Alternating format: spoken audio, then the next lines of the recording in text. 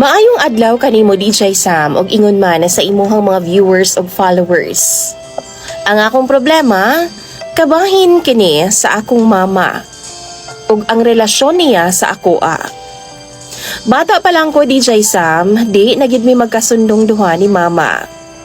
Duha ra sa di ay mi ka mag-igsuon DJ Sam. Akong kuya ug ako nga babay. Bata pa lang ko, na-experience na nako ang emotional abuse gikan sa akong mama.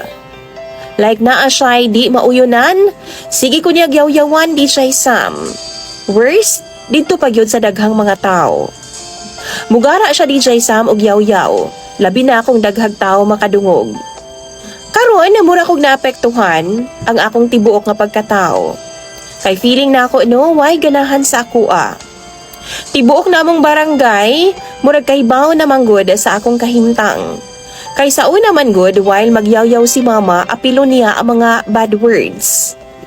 Feeling nako, murag di nako deserve ang respeto sa mga tao.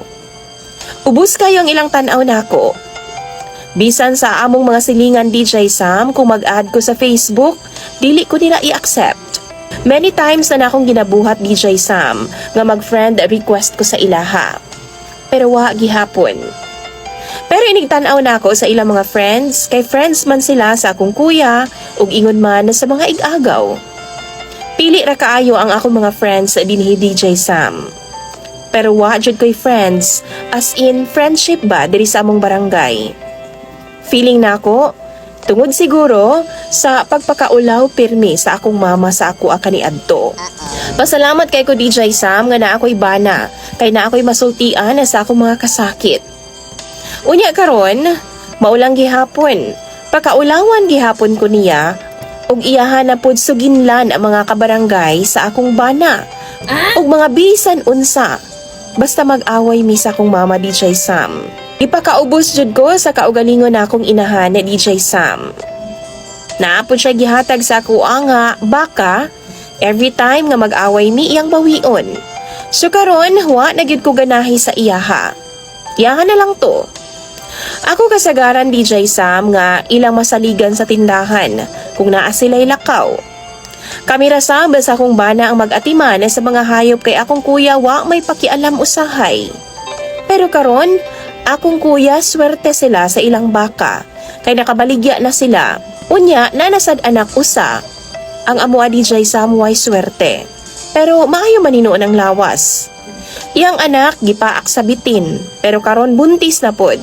Hinaot nga mulahutay na og mahimo ng nati nga baka. Siguro nabuisit ng bakaha DJ Sam, kay hatag bawi man sa akong inahan. Pero sa ako pa nga giingon, ilahan na lang to, basin di ay, di na tumapwisit pa. Pero may sad kong giingnan ni Mama DJ Sam nga tanang katigayunan nila para lang yun kay kuya. Pero okay naman sad, kamao man sad ko mo diskarte sa kinabuhi, kay akong bana DJ Sam kugihan mampod. Kana ganing tigtukar, inig na ay disco, daghan pud siya og racket, kugihan mampod siya. Unya karon wa man mi anak, every time nga naay service ang akong bana, agwan tahon na lang nako nga ako rang usa sa balay. Dili na lang kumuadto sa akong ginikanan DJ Sam, kay lisod na pod, di mi magkasinabot. Usahay DJ Sam, ug dugay makauli ang akong bana negative kaayo si mama. Muingon dayon siya basin naa na daw laing babae ang akong bana. Wa ra ba kuno ko magsunod-sunod, hangtod sigig balik-balik og istorya. Kabaw ko kung kanus ako dapat magduda. Kabaw ko kung unsay galawan sa akong bana.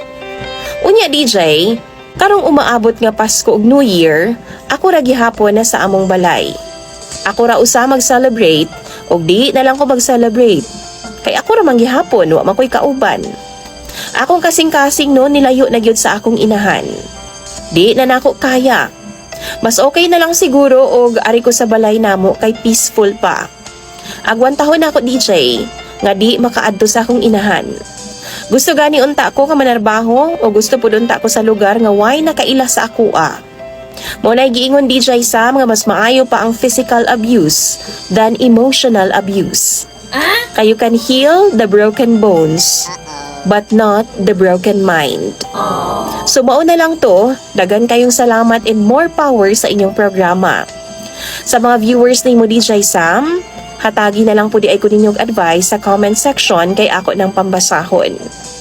Imong sender o follower, Aliyah.